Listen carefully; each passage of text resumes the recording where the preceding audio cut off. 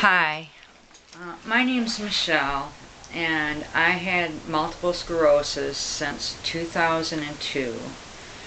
And my doctor, he was an older doctor then, and he told me that I just had regular aches and pains and prescribed me Vicodin. And he was an older doctor, and I had 2 lesions at the time, and it was suggestive of multiple sclerosis. And I was a registered nurse at the time, and he just said, well, a lot of them say that, and just go about your job, and we'll just put you on day shift and you'll be fine. And so I kept getting physical symptoms. I was getting migraines all the time. I wasn't doing well. My neck would get stuck. And I kept getting worse, and I kept getting chronic fatigue, and I wasn't doing well at all. And I was so sleepy all the time. And it wasn't until the next year that I got a repeat MRI and found out that I had 8 lesions. But before that point that I had that repeat MRI, the reason I had it is because I just totally snapped and ended up in a mental ward because I didn't know who I was, what was going on, or anything. I just snapped at work and ended up being placed in a mental ward. And they did the MRI and found 8 lesions, and I had to be treated with acute mood stabilizers, and had to be in mental ward for about 3 days total, and then I got readmitted after that for another 5 days because they were not medicating me right. And then I got put with a neurologist, so we got on the right MS medication. And ever since then, it's been kind of a downward spiral. I tried to, after I got educated on it, I tried to educate my family with it, which I lost a lot of my family members because they thought I could control the MS myself. A lot of them did not understand that this was a disease of the brain itself, that it's something I cannot control, that it was neurological, that it was, a lot of people, if they see you, that you look healthy, you look young, you look healthy, and they feel that nothing should be wrong with you, but there actually is, and they don't quite understand it.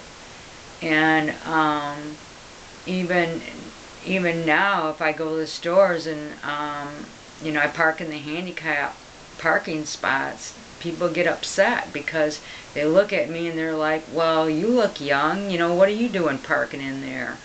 And actually people get totally upset.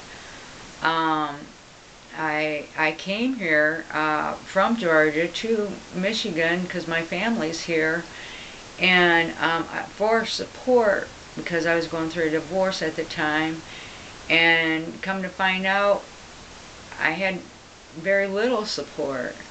My mom has hung in there with me, but because of the mood swings and disorders, I lost a lot of family. My sister, she don't even talk to me anymore, and I haven't had a relationship at all, and I've pretty much been a recluse, and I've been very depressed, and I'm just now trying to get out.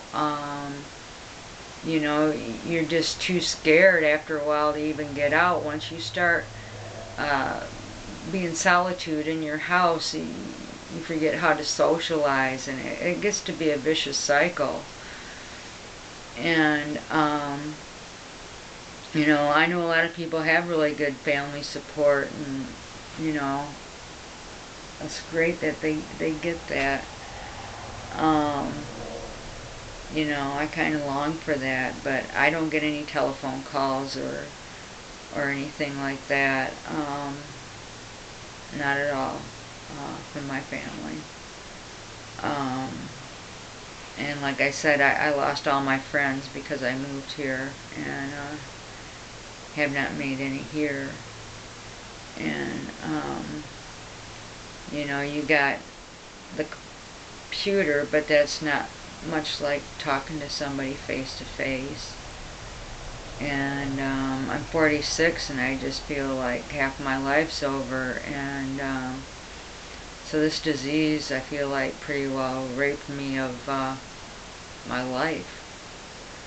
And you know, you see Montel Williams all happy and stuff on TV, but you know, he is set. You know, he's got mountains of money, and you know, of course he's happy. You know, he's got support of how many people in America, and I mean, these people are set that are on TV that you see, but it's the people behind the scenes like me that you don't hear about.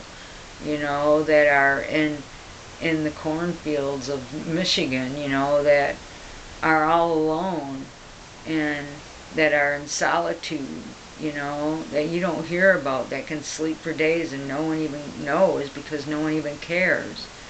You know, they're not